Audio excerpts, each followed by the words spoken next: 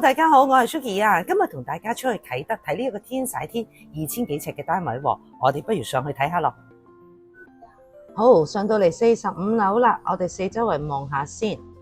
咁先入嚟就望咗個客廁先。今日同大家介紹呢個咧就係2230尺嘅單位。我哋當然係先望下個景觀先啦。咁側邊呢個露台咧就大概係136尺度。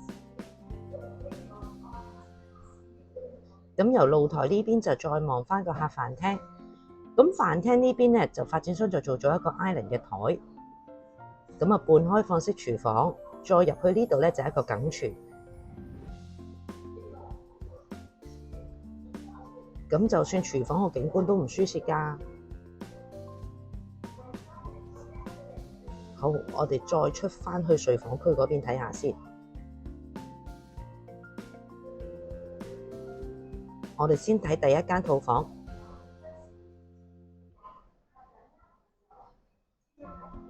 咁呢間套房咧就以一個shower 嘅設計嘅。咁另外後邊咧就有一間大套房。除咗 shower 之外咧，佢都有個浴缸。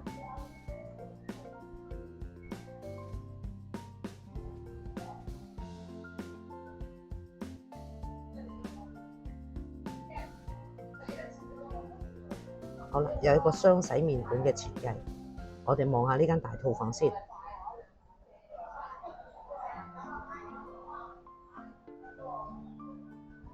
咁啊，採用咗落地玻璃啦。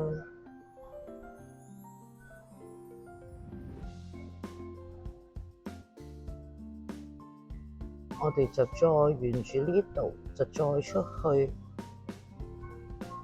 睇埋另外嗰兩個房間先。咁呢度右手邊咧就係一個客廁。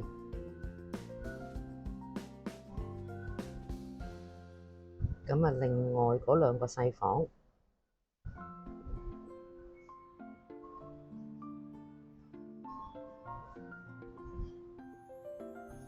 咁我哋就沿返呢度出返個客廳睇下啦。如果大家對我介紹嘅天璽天有興趣嘅話咧，可以隨時聯絡我㗎。